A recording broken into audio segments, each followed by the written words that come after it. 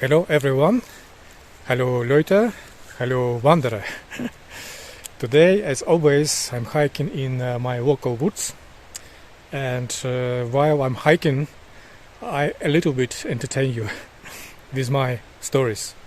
And I decided to talk today about the best outfit for hiking, in my opinion.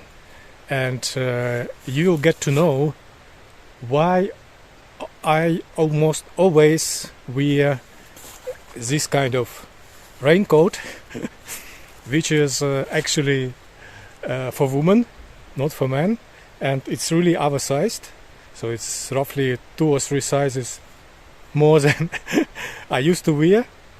And I also tell you some other tips of mine, what is the best outfit for hiking, for long distance hiking and cycling as well. And also some people ask me why I take always with me only one hiking pole in my videos. I will tell you a little bit about that as well. So let's do it. The first question, the first funny story about this raincoat, which I wear probably something like 80% of all time in shoulder seasons, but also I take it with me even in summer because it's really thin. It weighs nothing, I can compress it, to the size of my palm and put in a backpack, so it doesn't occupy a lot of space there.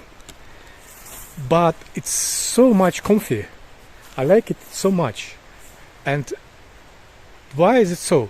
Because I can use it as a third layer in my outfit, but also like a fourth layer. Even so, I can kind of, if it will be very cold, very windy, I can use it as a fifth layer in my outfit because it's oversized.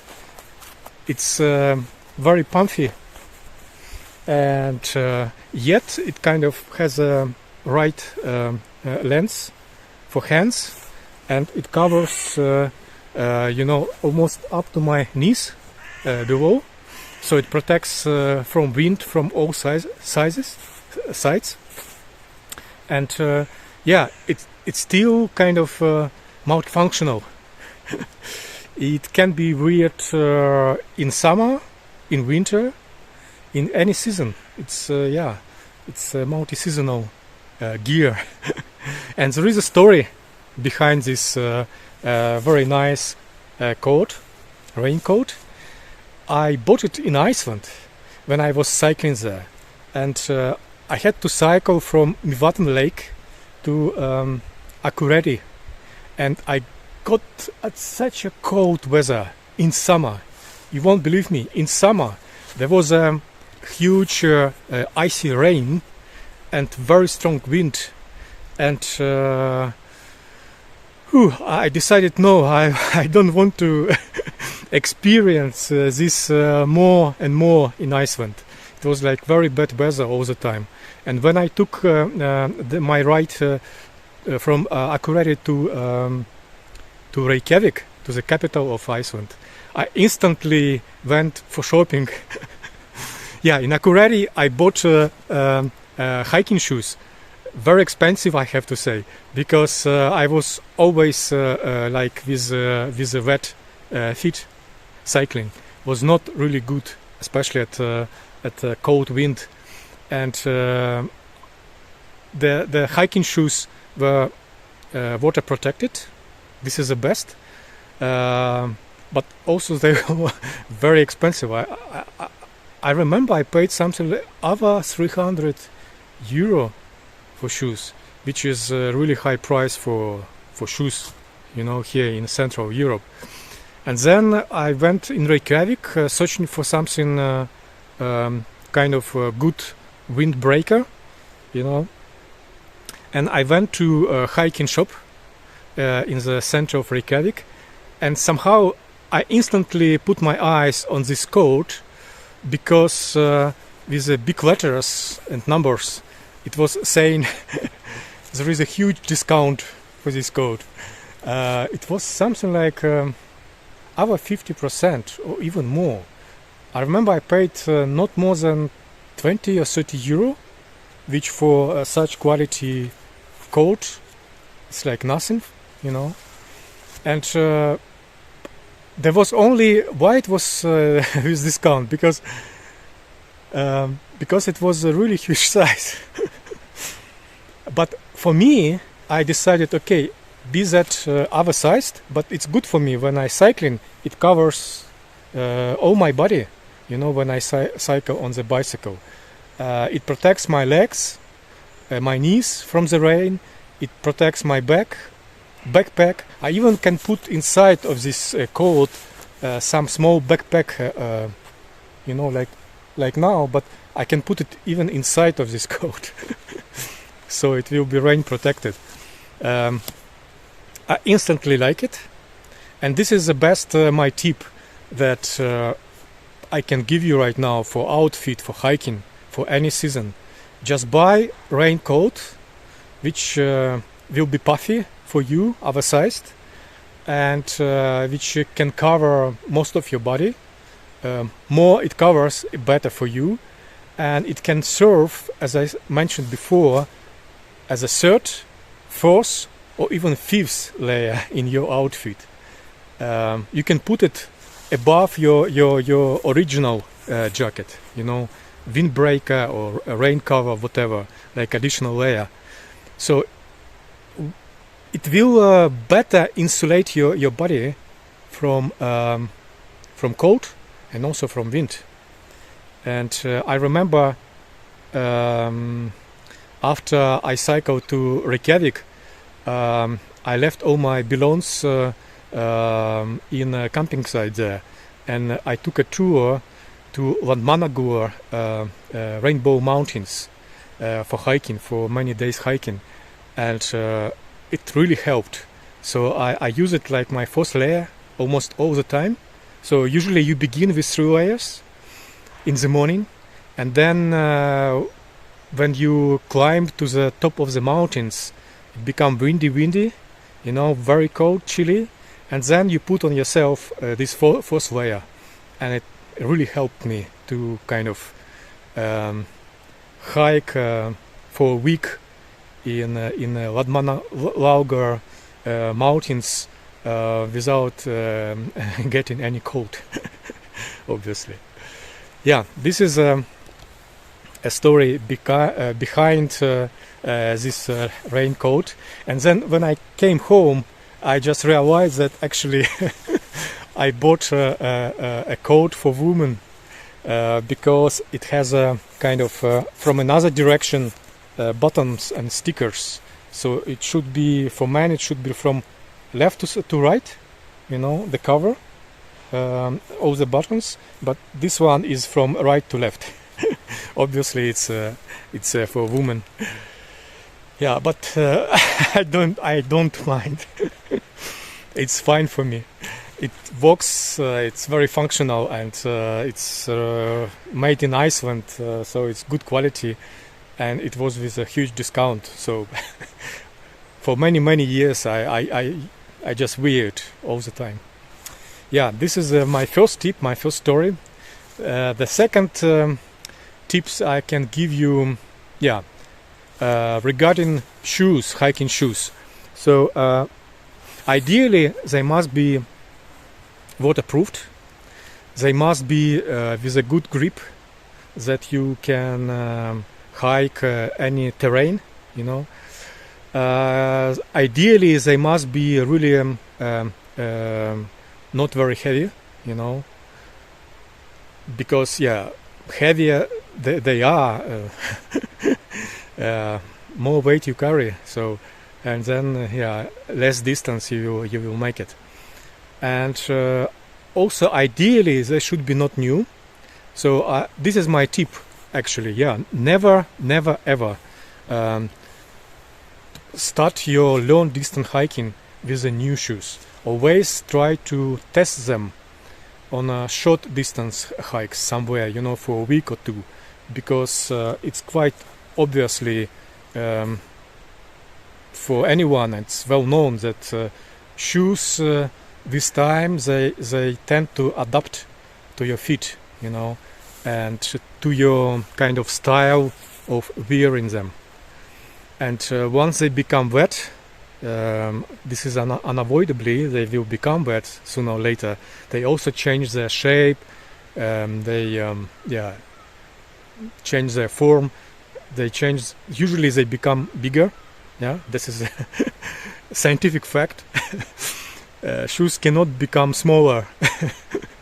Yeah, only if you make them wet and you dry them really dry, then they become a bit smaller, but again just for a short period of time, then they will become again bigger. So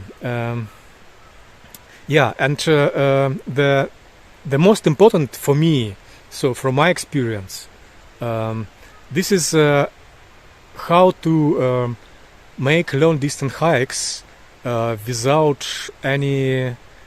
causing any damage to your feet, with your shoes, with your beloved shoes.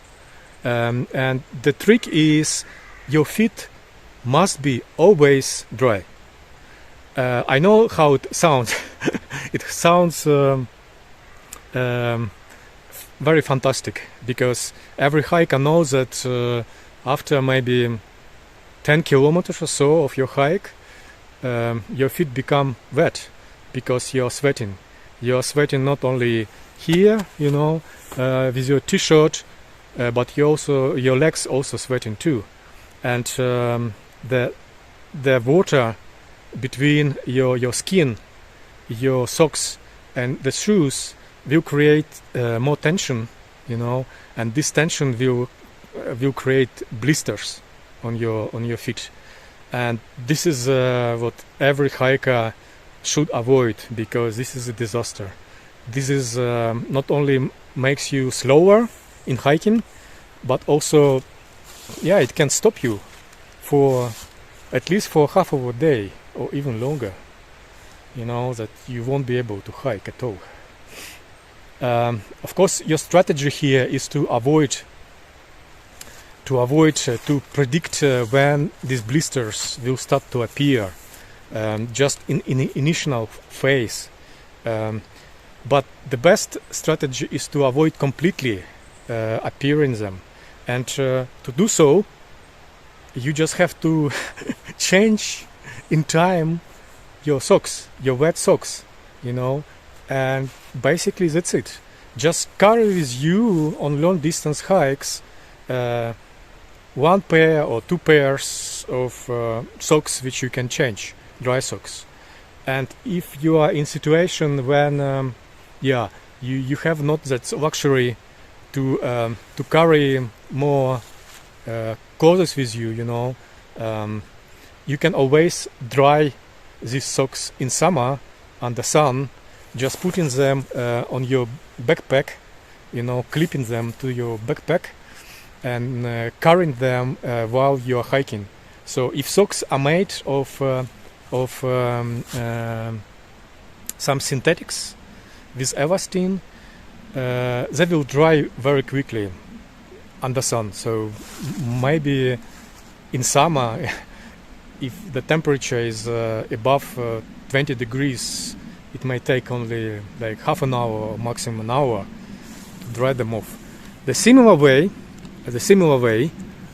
if you hike long distance, it's also unavoidable that your t-shirt is getting wet, right? So because you're sweating. So when we move, when our muscles are working, we generate a lot of heat, and this heat is kind of converted in other heating of our body. And to compensate this other heating of the body, if there is no wind, if it's not well ventilated inside, between layers, then we start to sweat. Sweating is kind of cooling down our body, And if you hike for half of the day, like let's say 5-6 hours, you know, this for sure you will get sweat. And you have to change your first layer, you know, and again it's the best to wear t-shirts made of synthetics. Synthetics dry fast, and it's light in weight. Yeah, it's not become very heavy when it's wet, because wet is not accumulated in this tissue, you know, synthetic tissue. If you compare with the cotton wet become like 3 times heavier because it absorbs inside of these fibers, you know, all the water. But synthetics repair all water, you know, outside. So therefore the weight of your clothes made of synthetic is not increasing when it's wet. So this is another tip. Try to choose wisely your clothes for hiking. But these days, you know, it's very hard to make mistake, because kind of business who is making these clothes for sportsmen, for hikers, for cyclists, they all know about this. So these days they make it really in the right way.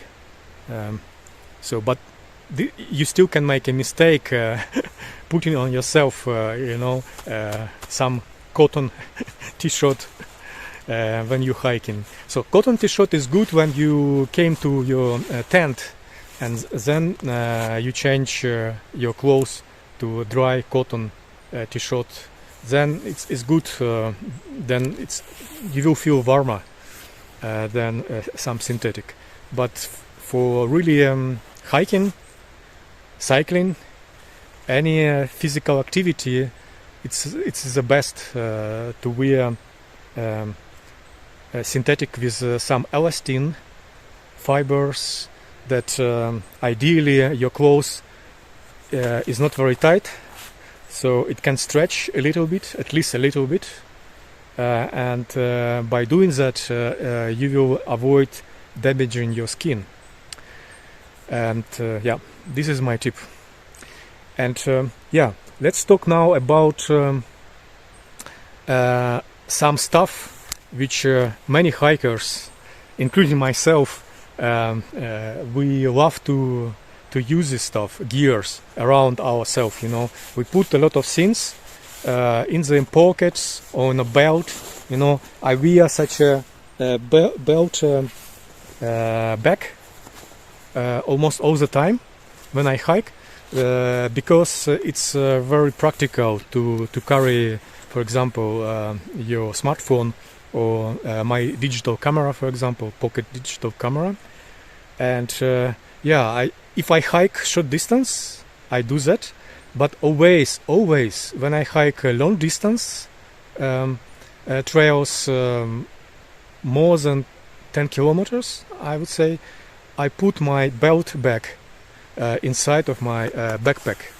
I also put my keys from my flat also inside. Everything from my pockets I remove and put inside of my backpack. Why? Because any objects which you wear when you long distance hike, they may again create tension, which you will not notice in time to prevent damage of your skin, and then you have a problem, you know. So it's the best to remove all objects from your body, you know, inside of your backpack. I even can say if you hike a complex terrain and there is a high probability that you somewhere fall, you know, it's nightmare will be if you fall with such a belt bag. Or you know, if you go to the Facebook groups which are dedicated for bushcraft, they always kind of love to present that a real bushcrafter, the real man in a bush, you know, it wears knife, it wears a lot of gears around your belt or even here on your chest, you know. You are like a military man, so much gears you have here. I always kind of excuse me, guys. I love you all. I myself a bushcrafter, but it makes me laughing because it's very good to wear such things when you are kind of move not too much. So when you are hike a few kilometers only, or when you come with your car, your van, or your mobile home home mobile, you come to the forest or anywhere else, and you just moving around your tent, your car, your camping site, then it's fine. Then it's a good. So you have all the gears you need for bushcrafting, you know, all the tools. You don't need to go back to your car or back to your tent. You have everything with you.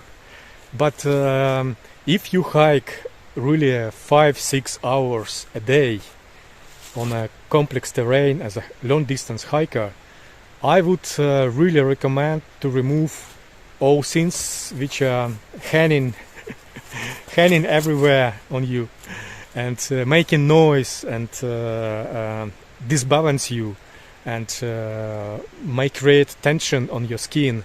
And if you fall, they may damage your body because these are objects. The best to have no objects everywhere around you. So this is I guess important thing to tell you. It also belongs to outfit, obviously. So what else? I told you about blisters. I told you about gears which you hang around yourself, about in general about outfit which should be not tight, should be synthetic, should be multi-layered, should be light in weight. Ideally the fourth and fifth layer should be oversized, that you can use it really like a fourth or fifth layer in your outfit.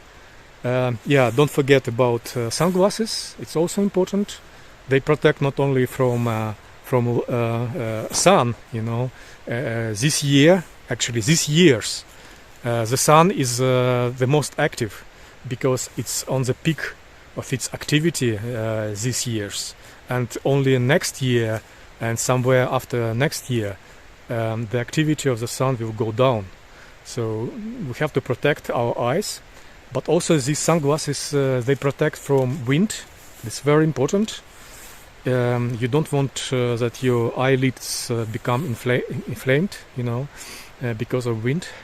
And also sunglasses can protect from tree branches. When you hike in forests, it's quite important that your eyes are protected from tree branches, from insects, from sun, from mosquitoes, from all the obstacles, you know, you may have in the forest, in a dense forest.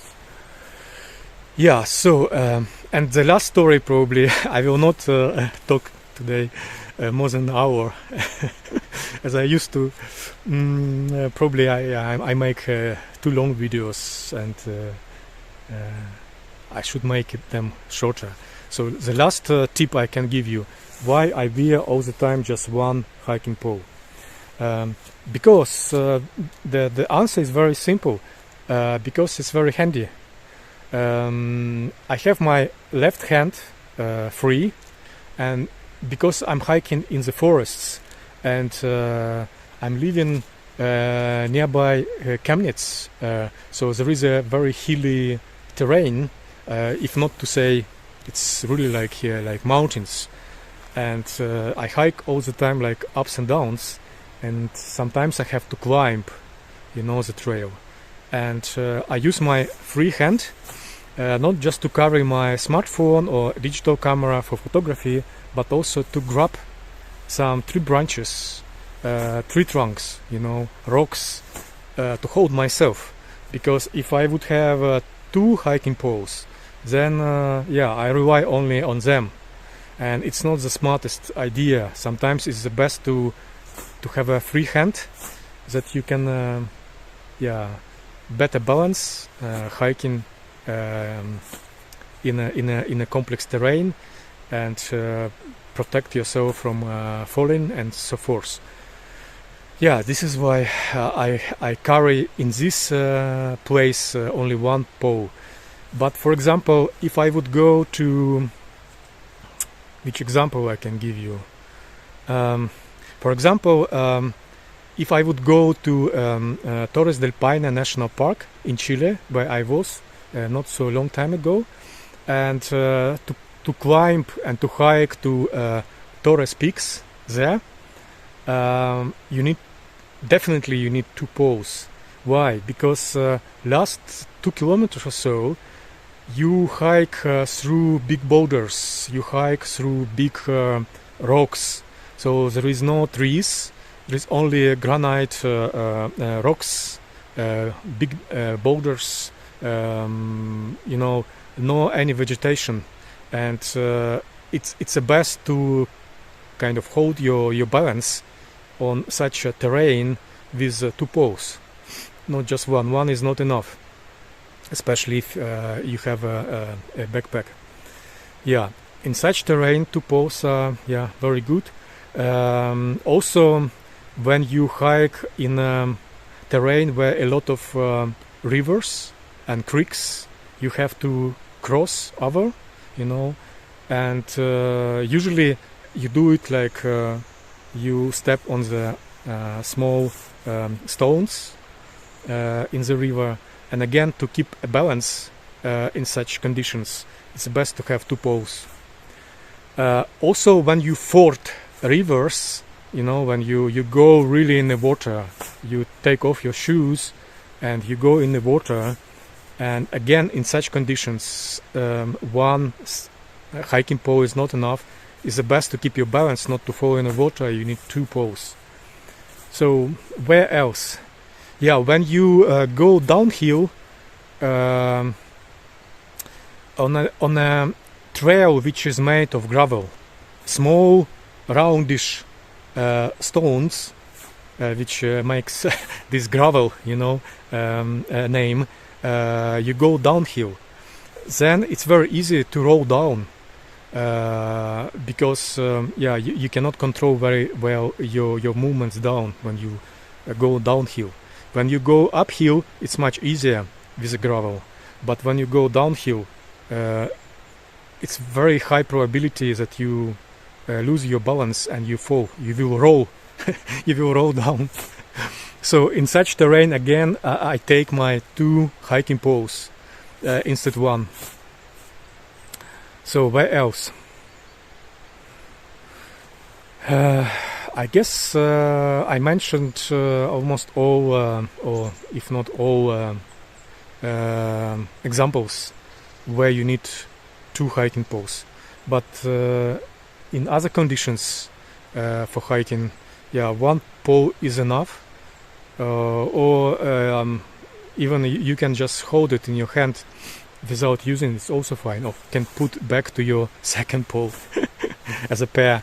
But it's the best, it's always best to have them 2, and kind of muggle, change them all the time. Whenever you need 2, you use 2. Whenever you need 1, you use 1. And when you don't need, you feel like you don't need any support for yourself, then you just carry them in your backpack. That's it.